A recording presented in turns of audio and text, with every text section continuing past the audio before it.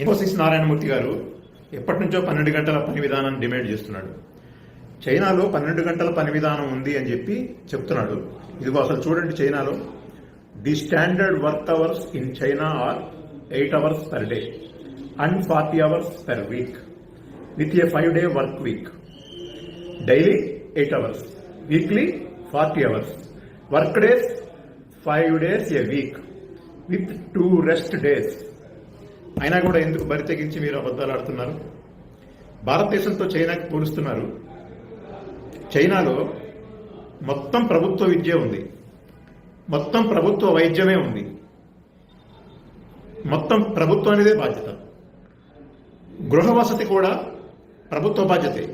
మన దేశంలో ఇంటి అద్దెలు కట్టలేక, విద్యని కొనలేక, వైద్యాన్ని కొనలేక అందరూ కూడా అప్పుల పాలవుతున్నారు. ఈఎంఐలు కట్టలేక, వడ్డీలు కట్టలేక, లోన్లు కట్టలేక రుణగ్రస్తం అవుతా ఉన్నారు. మనకి వాళ్ళకి ఎలా పోలికేస్తావు? మన దేశంలో కూడా విద్యా వైద్యం ఇక్కడున్న వర్కర్లందరికీ, ప్రజలందరికీ కూడా ఉచితంగా ఇవ్వాలి.